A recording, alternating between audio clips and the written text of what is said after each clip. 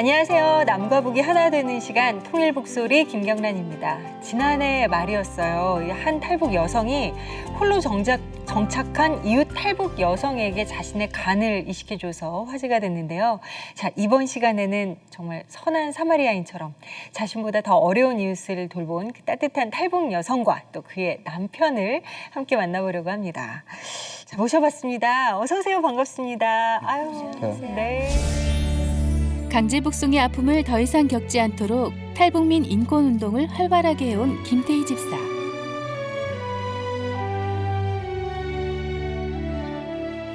지난해 11월 한 탈북 여성에게 간이식을 해 소중한 생명을 구하기도 했는데요.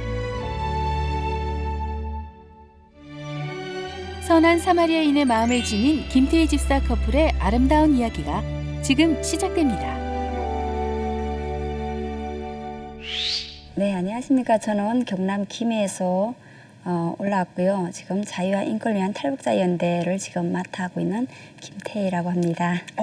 이름이 김태희십니다. 이름에 걸맞는 외모이신 것 같아요. 저희가 사실 감사합니다. 이렇게 아름다운 여배우가 있어서 김태희 하면 이렇게 좀 예쁘다 이렇게 생각이 드는데 예쁘십니다. 정말. 이 이름값을 하시는 분이 별로 없거든요. 근데 왜 그러세요? 아니, 보통은 근데 그만큼 이쁘신 것 같아요. 아니 저도 이보영 씨랑 이름 비슷하잖아요. 좀 다르잖아요.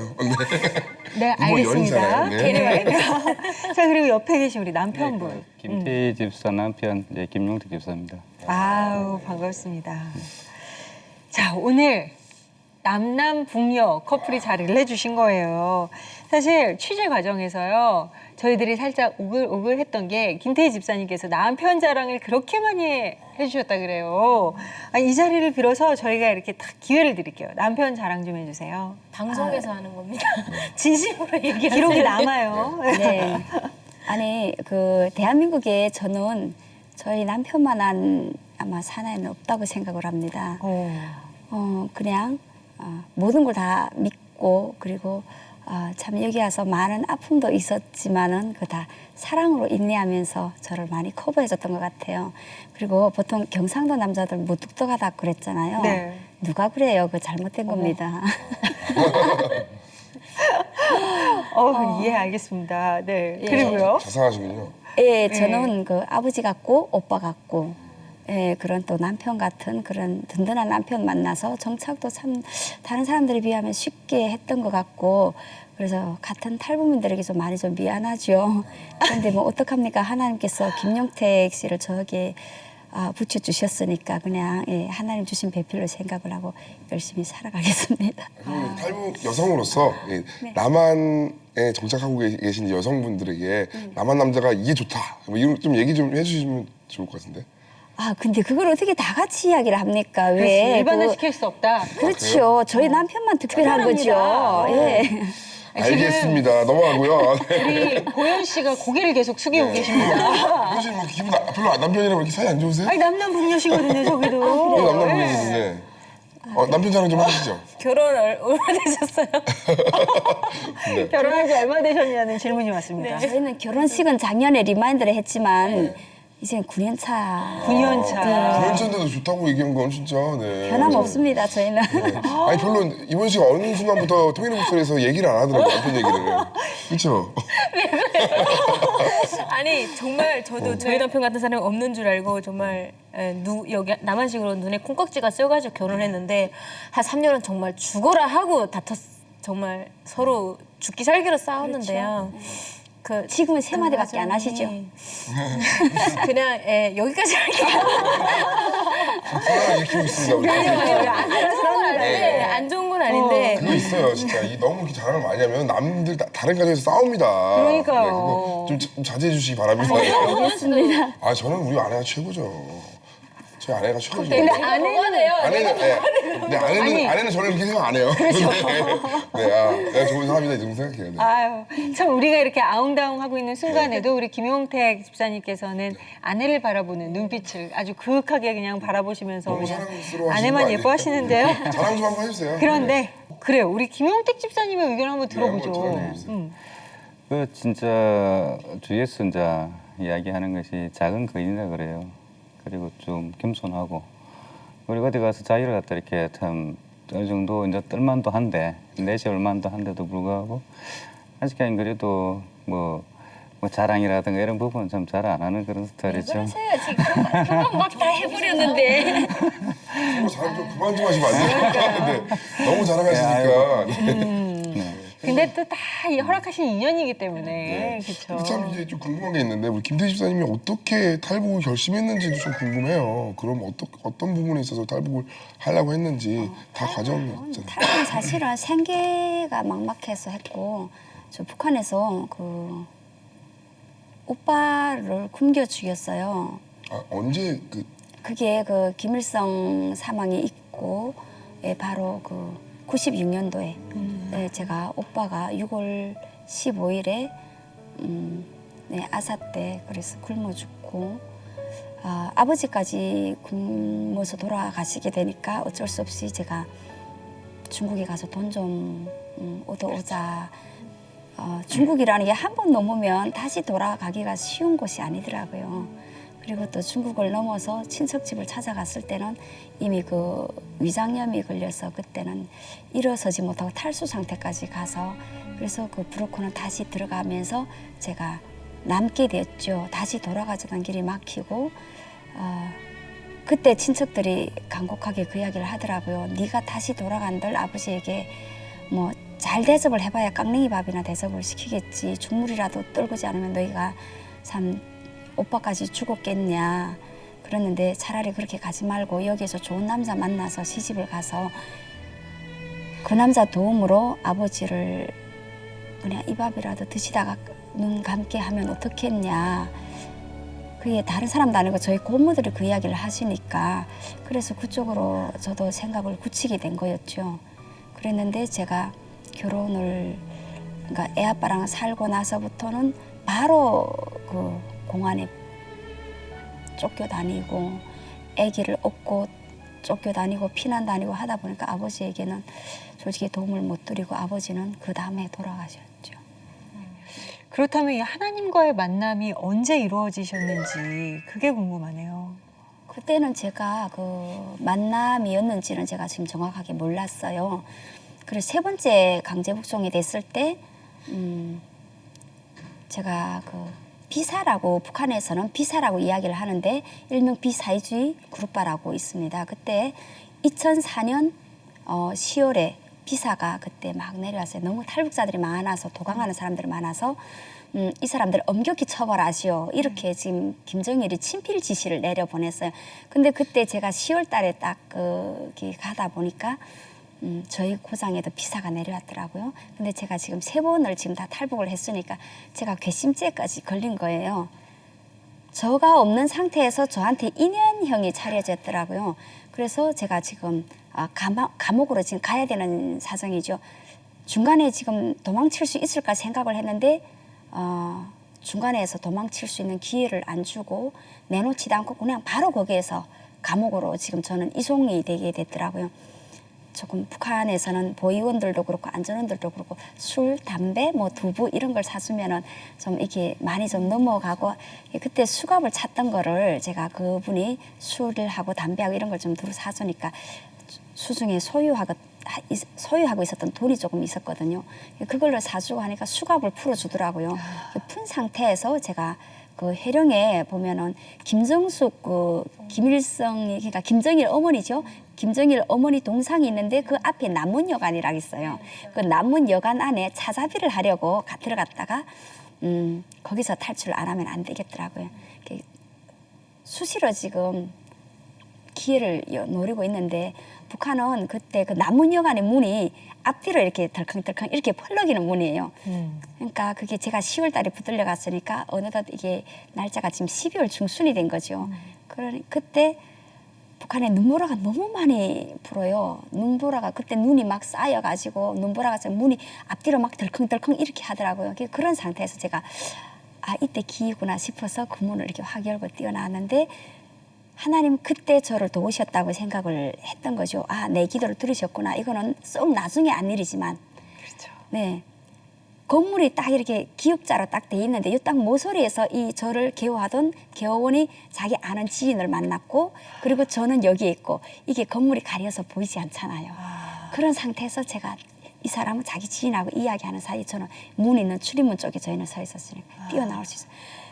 그런 상황을 만들자 해도 만들어질 수가 없는 상황인 거예요. 이렇게 돼 있었기 때문에 네네네. 일자로 돼 있었으면 일자로 돼 있으면 안 되죠. 그러면 앞에 사람이 제가 튄다고 아무래도 이야기를 해줬을 만한데 이게 등 뒤에서 서라 하는 소리를 들으면서 저는 그냥 탈출을 사람들 근데 우리 김태희 집사님 이야기 들으면서 이렇게 약간 이렇게 정말 이렇게 떨리는 목소리로 말씀을 하시는데 어떻게 보면 그런 이제 북한 인권의 그 정말 열악하고 정말 그 무자비한 어떤 그 행태들을 직접 경험하셨기 때문에 지금 현재 이제 북한 인권운동 쪽으로 이제 일을 하고 계시잖아요. 예, 그게 아무래도 경험 때문일 거라는 생각도 더 많이 들어요. 어떤 단체인지 좀 소개해 주세요. 사실은 지금 2012년에 지금 단체를 지금 만들었습니다. 네. 제일 처음에 만들 때는 뭐 제가 뭐 단체를 맡아서 대표가 되리라는 생각을 한 게 아니고 제가 3번의 강제 북송을 경험을 하다 보니까 많은 탈북민들이 자꾸 탈북자들이 중국에 와서 붙들려 가는 그 상황이 너무 가슴이 아프더라고요. 누워서 잠을 자려 하면은 제가 동문 변방대에 가 있고 제 몸이 지금 하령 변방대에 가 있는 거예요. 그러면 그때 그 상황을 지금 제가 재현을 하면서 잠을 잘 수가 없는 거예요. 그래서 생각을 하다가 탈북자 북송 반대를 지금 중국 영사관 앞에서 총영사관 앞에서 1인 시위를 지금 하게 됐죠. 1인 시위를 하게 되면서부터 부산의 교계들에서 이런 탈북자가 북송 반대 운동을 한다는데 한번 만나보자. 그래서 목사님들하고 만나다 보니까 부산 성시아 운동 본부하고 연결이 됐어요. 목사님들과 함께 이 운동을 하고 있다가 다시 또 고신대 학생들하고 연결이 돼서 통일광장 기도회로 저희 부산에서 같이 함께 하게 됐죠. 하다가 정말 우리가 탈북자들 구출하는 것도 중요하고 북송 반대하는 것도 중요하고 다 중요한데 정말 여기에 있는 탈북민들 그때는 2만 5천 명 시대였습니다. 2만 5천여 명이 탈북민들이 여기서 사는데 이 사람들은 누군가는 또 하나님 앞으로 또 하나가 되게 해야 되는 거예요. 근데 사실은 우리 탈북민들이 여기로 와서 살아가는 거가 제일 처음에 기초수급자부터 시작을 해서 정말 서민계층 그 주변에서 자꾸 돌고 있는 거예요. 그래서 거기에서 내가 한번 탈북민으로서 한번 저들과 함께 목소리를 맞춰가지고 나중에는 복음으로 우리가 하나 되어서 통일된 다음에 북한의 복음과 복지와 이걸 함께 하면 좋겠다 싶은 생각으로 저희가 지금 단체가 만들어졌고 이 단체는 그 부산 시민연대 그러니까 지금 부산교회연합이죠. 부산교회연합하고 함께 만들어져서 지금 이게 나와서 지금 탈북민 단체로 지금 참 이렇게 자그마한 체구에서 정말 1인 시위도 하시고 그리고 정말 이게 부당하고 잘못된 것들에 대해서는 바로 잡아야 되겠다라는 어떤 신념도 굉장히 굳건하시고 그러니까 내가 겪었던 아픔을 타인에게 더 이상 겪게 하고 싶지 않다라는 어떤 선한 마음으로 시작이 돼서 보니까 이름보다 마음이 더 이쁘시대요. 그러니까요. 네, 정말 이름 열심히 그들을 위해서 내가 그렇잖아요. 사람들은 야 나도 그렇게 아팠어. 너도 겪어봐. 보통 이렇게 생각할 수도 있거든요. 아니면은 그냥 나만 겪었고 또 외면할 수 있는데 그들의 상처가 더 이상 심화되거나 더 이상 그게 지속돼서는 안 된다라는 생각뿐만 아니라 정말 더 놀라운 게 뭐냐면 김태희 집사님께서 다른 탈북 여성에게 간을 이식해 주셨어요. 간이식이 솔직히 부모 자식 간에도 솔직히 간이식을 하면 뭐 미담이라서 이렇게 뭐 뉴스에서 뉴스에까지 나오고 보도될 보통 얘기예요. 그러거든요. 근데 예. 그분이 솔직히 간이식을 하신 분은 여성분이 알던 분이세요? 아니요 알지는 못했고 저도 참 그게 너무 신기한 게 경찰서에서 저에게 연락이 온 거예요. 보통 경찰서에서는 뭐 병원에 의뢰를 한다든가 아니면 다른 단체를 찾아서 하지 탈북자에게 이걸 그러니까 의뢰하는 직접. 거는 별로 없거든요. 그렇죠. 예, 근데 저한테 전화 와서 태희 씨 이런 탈북민이 있는데 한번 좀 찾아서 한번 좀 상황을 좀 보고 도와줄 수 있는 만큼 도와주면 어떻겠냐. 그 친구 집으로 찾아갔죠. 찾아가서 제일 처음에는 병원에 갔는데 그냥 다 죽기를 삶을 그냥 포기했더라고요. 포기하고 그냥 다 받아들이고 저희 집 죽어도 뭐 저를 위해서 울어줄 사람 없어요 이 말 하더라고요. 그냥 꾸준히 그냥 집으로 찾아갔는데 그때 집에 한 4월간 찾아서 그냥 아무 소리도 안 하길래 그냥 5시간 동안 내도록 그냥 같이 앉아 있었어요. 그러니까 보일러를 못 떼더라고요. 그러니까 보일러를 못 떼서 이런 냉방에 간경화 걸린 애가 앉아 있는다면은 그 생활은 말을 하지 않아도 그렇잖아요. 근데 저희 탈북민들이 좀 자존심이 좀 강해요. 내가 이야기하지 않는 것을 남이 먼저 와서 건드리면 싫어하거든요. 아무 소리 안 하고 그냥 한 4월 동안 가서 5시간씩 그 집에 앉아서 발의실에서 발꼬락 앉아서 주무르면서 그냥 앉아 있었더니 마지막에 하는 이야기가 저 사실은 너무 힘들어요. 근데 이제는 죽는 거는 다 이제는 각오를 하고 있는데 죽기 전까지만 해도 사람답게 살고 싶어요. 이 말 하더라고요. 그래서 그냥 그때 아무 생각 없이 걔 손을 이렇게 잡으면서 언니가 너를 도와줄게, 너 죽지 않게 해줄게, 그 이야기를 했어요. 근데 나오면서 생각을 해보니까 제가 너무 쓸데없는 말을 했더라고요. 아니 내가 살릴 수도 없는데 내가 어떻게 너를 살린다고 내가 감히 그 말을 할까 싶은 생각에 공연의 애한테 희망을 준 것 같아서 그렇게 생각을 하고 있었는데 한 며칠 있다가 언니 저 이 집에서 도무지 못 산다는 거예요. 이제는 집에 월세도 다 빠지고 도무지 이게 월세를 감당할 게 안 돼서 이사를 해야 되는데 저 부산으로 갈까 봐요 하는데 부산에 누가를 믿고 가겠냐. 그러면 차라리 언니 있는 곳으로 오지 않을래 하고 이야기를 했어요. 저는 그걸 그냥 솔직히 지나가는 말로 했어요. 지나가는 말로 언니 있는 곳으로 오지 않을래. 보통 예상 저희 탈북민들은 거절을 먼저 하잖아요. 속은 우리가 받고 싶어 하지만 처음에는 저희가 사양을 먼저 하고부터 근데 얘가 네 가겠어요 이러는 거예요. 정말 제주로 정말 제 입을 때리고 싶더라니까요. 그 월세를 다 얻고 보증금도 없는데 제가 그 말을 하면 제가 책임을 지겠다는 건데 저도 살기가 막막한데 기도하면서 생각을 해보니까 이 모든 건 또 하나님께서 하시겠지. 내가 살려주고 내가 너를 오란다 해서 그게 이루어질 수 있는 건 아닌데 나는 아무 생각 없이 이야기를 던지기만 했는데 이건 하나님께서 분명히 그 딱 경찰서에서 저에게 한 것도 그렇고 이거는 뭔가 하나님 나를 그러니까 통해서 뭔가 일을 하고 계시고 나에게 야를 맡겨준 애구나 싶은 생각이 그때 들더라고요. 아니 근데 뭐 처음부터 그렇게 친한 저도 친한 동생들인데 걔네들 달라고 해도 난 안 줄 것 같아요. 진짜 제가 달라 그러면? 안 주죠. 일단은 고민을 하죠. 그런가요? 네. 준다고 얘기하세요. 네, 너무 근데 솔직해요. 도연 씨가. 예, 저희가 오늘 다 솔직해요. 다 솔직해요. 맞아요. 당연히 생각하면 그래도 고민이 나부터 생각을 일단 해야 되고 하는 건데 그럼요. 그렇게 그렇게 친한 되죠. 그냥 가서 5일 동안 발 주무르고 그냥 나랑 같이 살려고 이렇게 몇 번을 했는데 간이식까지 해줄 정도의 생각을 했다는 거는 뭔가 집사님의 내리를 치셨거나 그거를 뭔가, 그 제가 부산역 우리 통일광장 기도팀에 그 실행위 목사님들 계셔요. 그 목사님들께 이런 사정이 있습니다 했을 때 목사님 두 분이 당신들이 간을 내놓으시겠다고 하셨었어요. 그래서 저는 그때까지도 목사님들께서 주시고 나서 잘 되겠지. 거기까지 믿었어요. 잘 되겠지. 설마 안 될 일은 없겠지. 하나님 하시는 일이니까 생각을 하고 저는 아예 생각도 안 했어요. 어떻게 하다가 검사를 닷새 동안 하고 있는데 그 검사하는 동안에 솔직히 말해서 자기가 죽겠다고 이제는 제가 지금 죽어도 여한이 없어 이 말 했으면 진단이 똑같은 진단이 나왔으면 그냥 아이하고 받아들여야 되잖아요. 우는 거예요. 죽음이 앞에 왔다는데 그러니까요. 근데 저쪽에 있을 때는 자기가 죽는다는 이야기를 하면서 안 울었거든요. 그랬는데 여기서 확진을 또 받으니까 신랄 같은 희망이라도 또 잡고 있었는데 이게 혹시라도. 다 무너지니까 그쵸. 그다음에 또 막 울더라고요. 근데 그 모습이 너무 안타까운 거예요. 가슴 아프더라고요. 그래서 다시 이 친구가 그러고는 밤에 홀 나가더라고요. 나가는 모습을 보고 그래 내가 한번 검사를 해볼까 싶은 생각을 했죠. 하다가 다음날 아침에 일찍이 사회복지팀도 찾아가 보고 그리고 그 뇌사자들 그 장기 장기 이식센터가 있거든요. 네. 장기 이식센터 문을 두드렸어요. 가서 물어보고 이 친구한테 목사님들께서 간을 주신다고 이야기를 하니까 알게 된 지 얼마 됐냐 물어보는 거예요. 근데 저희가 알게 된 지가 1월 중순이었거든요. 작년 1월 중순이었고 검사 받으러 갔을 때는 4월이었어요. 3개월? 예, 3개월밖에 안 됐죠. 이 정도밖에 안 됐습니다. 하니까 안 됩니다 하는 거예요. 왜 안 됩니까? 비혈연 관계라는 거예요.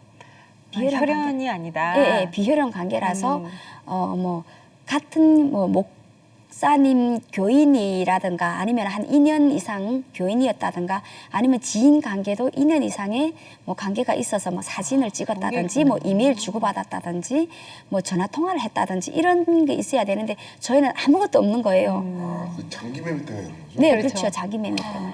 그때 제가 너무 그 억울하고 분한 게요. 아침 드라마에 그 장기를 그 지인한테 막 기증하는 그게 그때 나왔어요. 아니 드라마에서는 저렇게 나오는데 왜 우리는 현실로는 왜 안 되는가 그런 싶은 생각이 나서 참 속상하더라고요. 고민을 하다가 기도하다가 딱 주는 생각이 그래 태희 너야 싶은 거예요. 이게 왜 접니까? 너 같은 탈북민이잖아. 같은 탈북민이기 때문에 이게 주는 게가 성립이 될 수도 있다는 성립이 된다. 고민을 많이 했죠. 많이 하다가 집에다 전화를 했는데 저희 남편이 당신 눈에 내가 안 보이냐 하는 거예요. 그래 그 전화를 딱 끊고 들어왔는데 얘도 울고 저도 울고 서로 우는 걸 들킬까 봐 돌아누워서 우는데 참 그렇더라고요. 근데 이게 그때는- 마음만 있다고 사실 될 일이 아니잖아요. 네. 그래서 내가 아무리 마음의 결정을 내리고 그래 이식 떼어주자 해도 적합도라는 것이 있고 간 이식 일단 간에 맞아야 되는 거잖아요. 네. 여러 가지 절차들도 있어야 됐을 텐데 그렇죠. 뭐 어떻게 됐던 거예요 그 당시에? 그렇게 마음을 먹고 남편을 설득을 하고 그리고 저희가 결혼식을 올리고 그 신혼여행 삼아 저희가 첫 검사를 갔죠. 그때가 저희가 결혼식을 5월 26일 리마인드로 올리고 그리고 29일에 저희가 갔어요. 아산병원에 29일 날에 가서 첫 검사를 했죠. 검사를 했는데 검사는 다 이게 성과적으로 통과가 되더라고요. 적합도가 맞았던 거예요. 예, 그러니까 첫 검사에는 적합도가 다 맞는 게 아니고 그렇게 하고 그다음에 2차 검사가 있고 2차 검사에서도 조직 검사를 하더라고요. 간 조직을 떼내서 하는데 그때는 뭐 간이 튼튼한가 이런 걸 또 보고 한다더라고요. 근데 2차에서도 제가 또 예, 적합하게 돼서 하고 마지막에 3차까지 예, 돼서 간이 건강하다 해서 어느 정도 떼준 거예요? 병원에서 그때 이야기는 70%를 뗀다 하더라고요. 30%만 갖고 계신 거예요 지금 아니? 지금은 어느 정도 자랐기 때문에 그렇죠. 건강한 조금 좀- 간이니까 이제 계속 자랄 수 있는 거죠. 그러니까 저는 이제 이해가 안 되는 게 솔직히 이제 뭐 결정을 할 수 있어요. 내가 정말 사랑하는 마음으로. 근데 솔직히 남편 입장에서는 저는 무조건 반대하거든요. 우리 와이프가 만약에 그렇게 한다면 아 됐다. 당신은 내가 떼줄 테니까 당신은 하지 마라. 내가 떼줄게 그냥. 당신 있어라. 이렇게 됐을 것 같아요. 저는 친구분들은 이혼하면 이혼했지 간 주게 허락은 못 한다고 막 그러니까 그 상황들은 그러더라고요. 분명히 있을 것 같은데 아니면 차라리 내가 떼주는 게 낫지 우리 아내의 그게 왜냐면 아내가 그렇게 힘들게 왔고 또 정말 사랑하는 저만이라도 그런데 어떻게 보면 정말 더 어떻게 보면 욕을 많이 들었죠. 욕도 많이 듣고 이제 친구들도 뭐 하는 소리가 그건 아닌 거 아니냐. 근데 저도 이제 이렇게 해가지고 집사람이 이전에 우리는 뭔가를 좀 영적으로 이렇게 통하는 게 있어요. 그래 이제 어찌 보면 자기도 어찌 보면 저를 통해 갖고 생명을 갖다 또 얻을 수 있었던 과정이 있었으니까 이걸 갖다 다시 돌려주겠다는 뜻도 있고 또 예수님이 또 걸어왔던 그 자기가 죽어야 이제 그 다른 이제 우리 인간들이 살 수 있듯이 그런 마음을 갖다가 주시더라고. 그런데 실제적으로 상상을 하면은 막 앞이 캄캄하고 그날 수술 때 이렇게 올라가지고 들어가는 거 보고는 완전 멘붕에 빠져가지고 그날 어떻게 보낼 줄 몰라. 근데 진짜 이게 네. 사랑을 받은 사람이 사랑을 줄 수 있는 거 맞는 것 같아요. 그러니까요. 근데 간을 떼어준다라는 게 뭐 내 신체의 일부를 떼어준다. 뭐 거기 의미에서 그칠 수가 있겠습니까 이게. 근데 그때 당시 이제 그런 결정을 하고 수술대에 올랐을 때 마음이 어떠셨어요? 아니요. 결정을 그러니까 조직검사 다 마치고 나서 수술하기까지는 사실은 좀 힘들었어요. 네, 힘든 과정이 있었지만은 마지막에 수술대 올라갈 때는 그런 게 있더라고요. 그래, 예수님께서 우리를 위해서 우리 죄를 다 사해 주시고 그 옆구리 마지막에 죽창에 찔리시면서 다 이루었다 이렇게 소리치시고 그리고 마지막 생을 마감하셨잖아요. 나도 한번 그 고난을 한번 체험을 한다 생각을 해보자. 왜 우리가 가지고 있는 게 제가 뭐 간을 준다고 해서 뭐 제 몸의 일부지만은 그래도 하나님께서 주신 거고 우리는 또 이승에서는 살다가 이 세상은 살다가 가면 끝이고 우리는 또 천국에 대한 소망이 있잖아요. 그 큰 소망이 있는데 뭐 그게 뭐 다시 자라나는 간인데 그게 뭐 그렇게 큰 대수냐. 그냥 예수님 걸었던 그 가시밭길을 한번 그 고통을 한번 감내한다고 생각을 하자. 그러니까 너무 평안하고 담대하더라고요. 그래서 아마 평안하게 아마 수술장에 들어갈 수 있었어요. 정말 이거는 하나님이 주시는 담대함이었던 것 같아요. 그리고 존경해요. 하나님의 은혜로 진짜 그 담대함으로 혈액형도 틀려요. 혈액형도 달랐어요. 네. 그런데도 2, 3년 전만 하더라도 안 됐죠. 혈액형 틀린데 된다고 들었을 때 남편이 되게 마음이 안 좋아요. 아찔하셨겠어요, 진짜. 사실은. 그 수술 그 당일날 이야기했어요. 당신 이겨낼 수 있겠어. 안 되면 지금이라도 우리 가자. 남편의 마음은 있죠. 네. 울컥하셨나 봐요. 근데 저도 같은 탈북민이잖아요. 근데 어떤 사람들이 탈북민 정말 강단이 있어. 막 우리 김경란 아나운서도 저에게 너는 악이야 막 이러는데 사실 그렇게 강단해 보여도 기본적인 영양이 많이 부족해요. 탈북민들이. 그래서 탄탄해 보여도 어딘가는 좀 부실하고요. 비실비실한데. 맨날 건강 걱정해요, 네. 제가 보는 근데 그게 간이라는 게 사실 생사를 떼어주는 것보다도 더한 거라고 저는 생각이 드는데 간 이식을 해주셨잖아요. 지금 몇 개월 안 되셨는데 지금 간 건강은 어떻게 다시 회복되셨나요? 아직도 회복을 하셔야 되는. 회복 중이죠. 이제 회복 지금 중이죠. 딱 100일 됐어요. 세상에. 예. 됐는데 그게 저는 그렇게 생각을 해요. 사자굴에 들어가더라도 정신만 차리면 네 그런 것처럼 제가 일단은 저희가 수술을 할 때 아마 대한민국에서 저희처럼 요란하게 아마 간 기증을 한 사람도 별로 없다 생각을 합니다. 저희가 수술을 한다는 걸 알고 후원 모금도 해주셨지만은 기도로 많이 해주셨어요. 저희 교회도 그렇지만 또 통일광장 기도회, 전국에 있는 통일광장 기도회들에서 그날 제가 화요일에 수술을 했는데 월요일 날 저녁이게 되면 매주마다 전국의 통일광장 기도회들이 기본적으로 하거든요. 그날의 김태희 이름을 부르면서 그렇게 기도를 많이 하셨더라고요. 그리고 예, 저 수술 받는 그 순간에도 저희 이름을 부르면서 기도를 해주시고 저 역시도 그냥 하나님 백으로 그냥 수술을 했잖아요. 그냥 저 아무것도 모릅니다. 그냥 죽이든 살리든 하나님 알아서 하세요. 저는 그게거든요. 그러니까 하나님께서 저를 살리셨는데 내가 이제는 하나님 백으로 이제는 수술대에서 살았는데 사경에서도 살았고 수술대에서도 살았는데 이제부터 아픈 거는 나으면 되는 거잖아요. 이거는 대한민국의 우려 너무 좋아요. 제가요. 아버지가 북한에서 대수술을 3번을 하셨어요. 별치 않는 소장이 터져서 수술을 했음에도 불구하고 대수술을 3번 했는데 그걸 제가 20살 되는 그 나이에 20대 초반에 다 간병을 하면서 그 고통을 다 알거든요. 제가 직접 체험은 못했지만 어느 만큼 아프다는 거. 그랬는데 여기 오니까 아플까 봐 무통약 놔주죠. 예, 그리고 먹지를 못해도 다 그 영양이 다 공급이 되죠. 뭐 혈액 뭐 빠진 것만큼 수혈을 다 해주죠. 우리는 북한에서 수술을 하면 수혈 한 번 하는 게 수혈 300g 정말 힘들게 하거든요. 그 상황에 보면은 대한민국에서 수술하는 거 아무것도 아닌 거예요. 근데 이게 아니, 근데 솔직히 제가 되게 좀 궁금한 게 하고 나서 지금 하고 나왔잖아 100일 지났어요. 근데 솔직히 수술 비용이나 이런 것도 솔직히 다 돼야 되는 부분이 있고 이게 뭐 누가 주는 게 아니잖아요. 끝나고 나서 이제 만약에 경제적으로 또 이거 내가 줬는데 경제적으로 또 어려워지면 이게 사람 생각이 아니 내가 이렇게 줬는데 나는 뭔가 이렇게 뭐 축복받을 것까지는 아니지만 내가 그래도 뭔가 이렇게 안정적으로 해야 되는데 많이 그런 생각이 오늘 후회가 많이 될 것 같아요. 지연 씨가 좀 흥분을 많이 해서요. 제가 왜냐면 얘기를 우리 들어보면 아내가 울컥했어요. 많이 했다는 그런 생각이 좀 네, 들어서 그러니까요. 굉장히 그런 생각 많이 들 것 같거든요. 근데 저는 이번에 네. 저희가 아마 하나님 기적을 아마 많이 경험을 경험했죠. 했어요. 그 제일 처음에 제가 그 수술 받기 전날에 아산병원의 법무팀하고 책상 두드리면서 가서 싸웠어요.